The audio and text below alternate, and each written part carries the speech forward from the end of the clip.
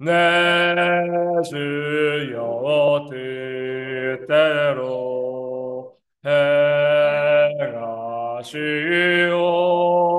행하시옵소서. 큰 근심 중에도 낙심케 마소서. 주님도 때로는 울기도 하셨네. 나를 주관하셔서 뜻대로 하소서. 내 주여 뜻대로 행하시옵소서.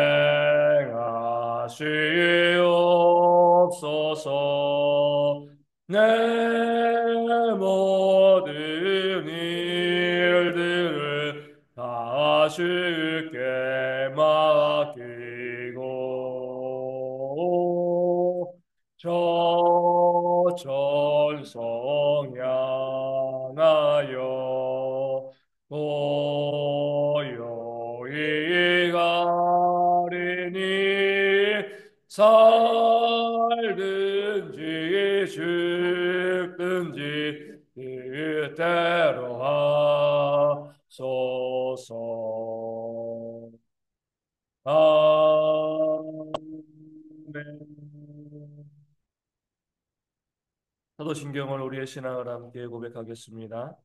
나는 전능하신 아버지 하나님 천지의 창조주를 믿습니다. 나는 그의 유일하신 아들 우리 주 예수 그리스도를 믿습니다. 그는 성령으로 잉태되어 동정녀 마리아에게서 나시고 본디오 빌라도에게 고난을 받아 십자가에 못 박혀 죽으시고 장사된 지 사흘 만에 죽은 자 가운데서 다시 살아나셨으며 하늘에 오르시어 전능하신 아버지 하나님 우편에 앉아 계시다가 거기로부터 살아있는 자와 죽은 자를 심판하러 오십니다. 나는 성령을 믿으며 거룩한 공교회와 성도의 교제와 죄를 용서받는 것과 몸의 부활과 영생을 믿습니다. 아멘. 누가복음 8장 40절에서 48절까지의 말씀입니다. 누가복음 8장 40절에서 48절. 신약성경 105면에 있습니다. 누가복음 8장 40절에서 48절까지의 말씀입니다.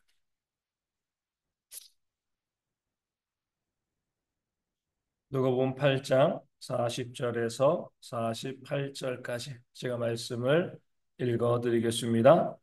예수께서 돌아오심에 무리가 환영하니 이는 다 기다렸음이러라.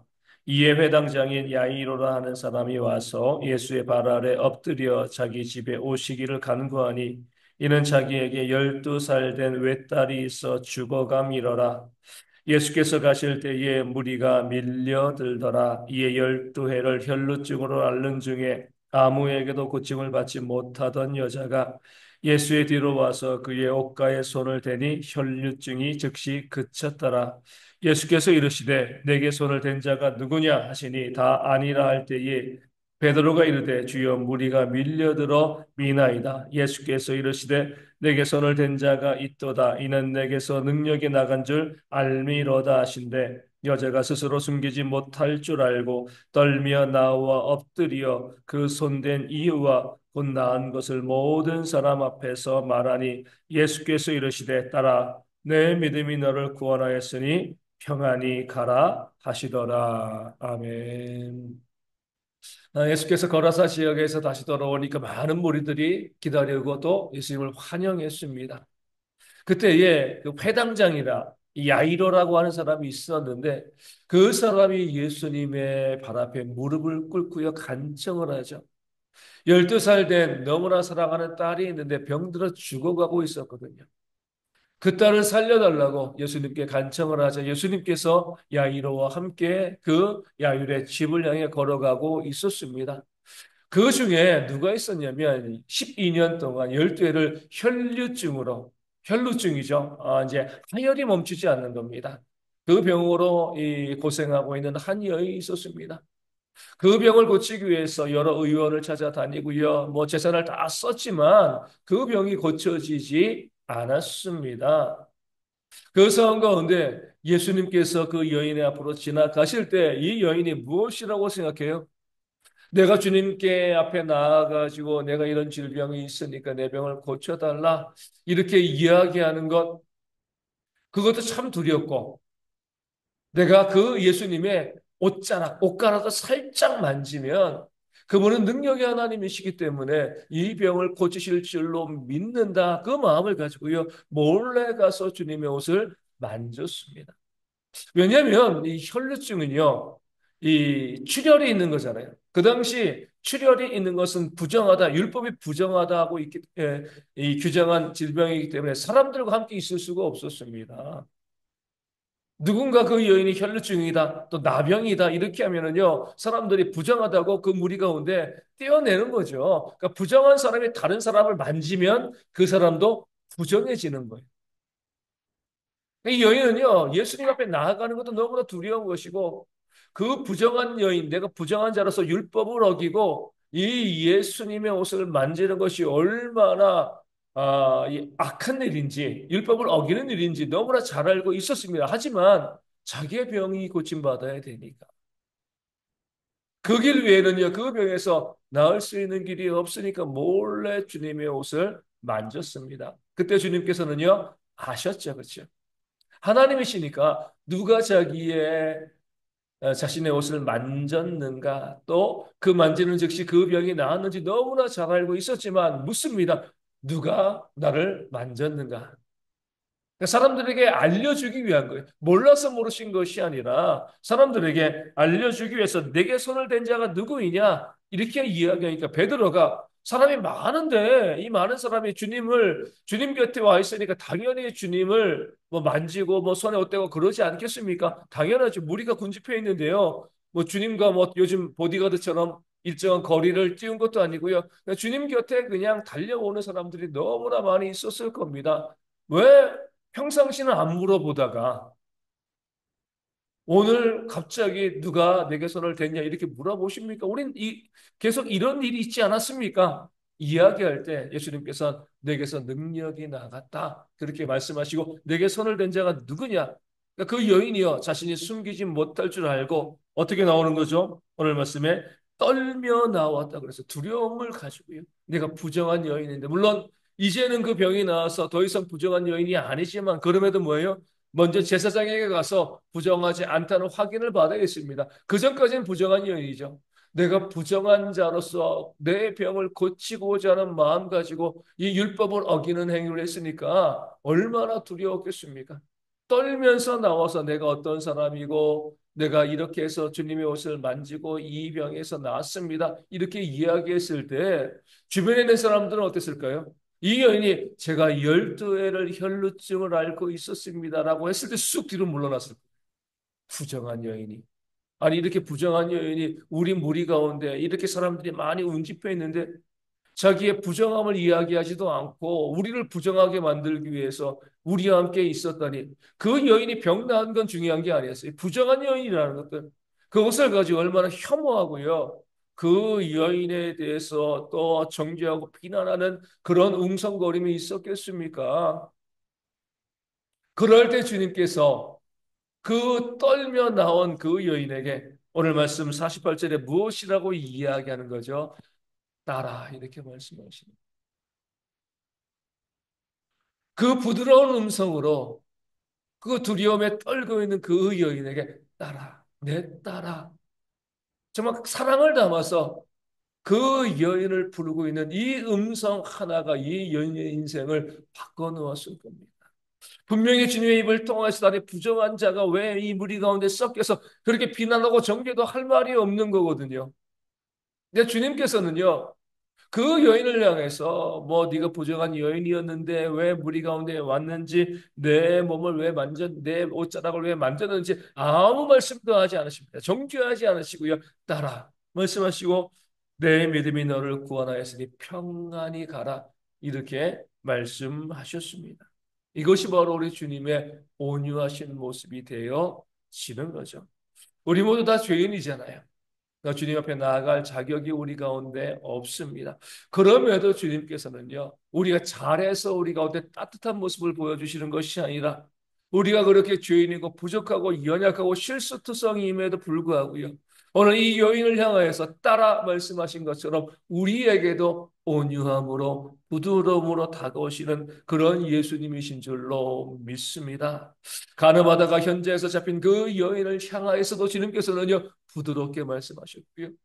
주님을 세 번이나 부인한 베드로를 향하여서도 그 주님의 고난의 자를 지키지 않고 다 배신하고 떠났던 그런 제자들을 향하여서도요, 부드러운 음성으로 그들에게 말씀하시는 그런 주님의 모습을 성경 우리 가운데 보여주고 있습니다. 이것이 바로 우리 예수님의 따뜻한 모습, 그 따뜻한 모습이기 때문에 우리가 오늘도 살며 이 세상을 이겨 나갈 수 있게 되어지는 줄로 믿습니다. 이것이요, 또한 우리 믿는 자들의 모습이어야 할 줄로 믿습니다. 제가 얼마 전에 교회 단톡방에 이제 어떤 인터넷에서 글을 하나 복사해서 올린 적이 있는 거죠. 거기에 이제 이렇게 나와 있습니다. 나는 잘 배운 사람의 다정함을 좋아한다. 이 잘 배웠다는 것은요, 공부를 많이 했다는 것이 아니라 다른 사람들과의 관계, 공감하는 능력을 잘 배워서 다른 사람에게 다정하게 다가갈 수 있는 그 잘 배운 사람의 다정, 정말 잘 배운 사람은 다정하다는 거죠. 그 다정함을 좋아한다. 왜 이런 글이 있는 거죠? 우리가 살고 있는 사회가 너무나 폭력적이기 때문에 그렇습니다. 너무나 거칠기 때문에 그런 것이요. 정말 하나님께서 우리 가운데 원하시는 삶은요. 목소리 높이고요. 나를 주장하고 비난하고 정죄하고 내가 옳다 그러다 이렇게 하는 것이 아니라 주님께서 이 죄 많은 여인을 향해서 따라 부드럽고 다정하게 부르셨던 것처럼 정말 믿는 우리에게 주님께서 원하시는 모습은요. 내 주변 사람들에게 다정함으로 따뜻함으로 다가가는 그런 모습을 우리 믿는 자들에게 주님께서 요구하고 계시는 줄로 믿습니다. 그 다정함과 따뜻함이야 내 주변 사람들을 녹이는 그 심령을 살리는 그런 역사를 이루게 되어질 줄로 믿습니다. 얼마든지 비판할 수 있죠. 그 잘못된 것이 보입니다. 부족한 것, 정죄할 수 있는 것들이 다 보이죠. 하지만 그럼에도 불구하고요. 주님께서 우리를 용납하셨던 것처럼 우리도 내 이웃을 바라보면서 할 수 있는 한 그들에게 따뜻하게 다정하게 잘못된 것을 반드시 이야기해 줘야 될 때도요. 목소리 높이지 아니하고요. 다정하게 말하고 그것이 얼마나 그들에게 잘못된 것인지 깨우쳐 줄 수 있는 그런 지혜가 우리 가운데 있어서 이 험한 세상 가운데 교회가 믿는 자들이여 다정함으로 세상을 치유해 나가는 그런 모습이 우리 가운데 있기를 소망합니다. 이 가정도, 이 교회도, 이 사회도요, 이 온 세계가요, 그 주님의 온유함과 그 따뜻함과 다정함으로 치유되어지고 회복되어지는 역사가 있도록 오늘도 우리가 이 하루를 살아가면서 내게 다가오는 내가 만나는 모든 사람들에게 할 수만 있으면 다정함으로 그렇게 다가갈 수 있는 그런 모습이 우리 가운데 있어야 할 줄로 믿습니다. 오늘 말씀 가운데 우리가 주목해야 될 구절은 이제 41절에 회당장인 야이로라는 사람이 와서 예수의 발 아래 엎드려라는 말씀입니다. 회당장은요, 그 당시 고위층입니다. 상류층이에요. 그 회당의 대표잖아요. 유대인들은 회당을 중심으로 생활했기 때문에 어떻게 보면 요즘 말로 말하면 큰 교회의 목사님, 이 정도 이제 되어질 수 있는 그 종교적인 사회였으니까 그 상당한 지위를 갖고 있는 사람이었습니다. 근데 이 회당장 야이로가 예수님 앞에 와서 어떤 사회적인 지위도 갖고 있지 아니한 그 갈릴리 출신, 나사렛 출신의 어떻게 보면 좀 사회적인 신분이 천한 그 예수님 앞에 와서 무릎을 꿇고 있는 그 모습을 오늘 본문의 말씀은 보여주고 있습니다. 무엇 때문에 그런 거죠? 자기의 딸이 죽게 되었습니까? 내 딸이 죽게 되었는데 무엇을 못하겠습니까? 철저히 나 자신을 낮추는 것만이 살 길임을 깨달아 알았기 때문에 이 아이로는 이제 자기의 신분 지위 이런 거 생각하지 않았습니다. 주님의 은혜가 필요하니까 그 주님 앞에 와서 무릎 뚫는 그런 모습, 그 겸손한 모습이 있었고요. 그 겸손이요, 그의 딸을 살리는 그런 은혜의 역사를 만들어낸 줄로 믿습니다. 주일날 말씀드린 것처럼 제가 정준이에게 우리 링컨 그 책을 읽어주는데 그 책에 이런 내용이 있더라고요. 대통령이 되어서 이 북군과 남군이 전쟁을 하는데 처음엔 남군이 계속 이긴 거죠. 링컨이 밀렸습니다. 그때 링컨이요 젊은 장군 하나를 이 사령관으로 세우게 되어줍니다.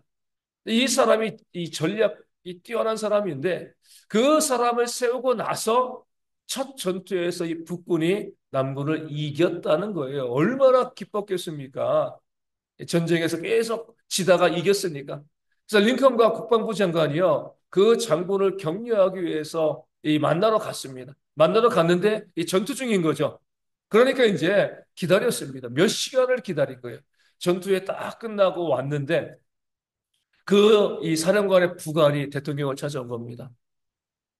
이 사령관이 전투에서 끝나서 와가지고 대통령과 국방부 장관이 당신을 만나러 와 있습니다. 임명권자잖아요. 그렇죠? 그렇게 이야기 전했습니다. 그런데 사령관이 그 이야기를 듣고 잠자리에 들어갔습니다. 이렇게 이야기가 들어요. 옆에 있던 국방부 장관이 너무나 화가 나가지고 아니 대통령이 와가지고 기다리고 있는데 얼굴도 안 보고 그냥 잠을 자러 가? 대통령에게 링컨에게 이야기하는 거죠. 당장에 그를 해임시키라고. 임명권자니까요. 그러니까 링컨이 이렇게 이야기합니다. 그는 우리를 위해서 싸우고 있는 자가 아닌가.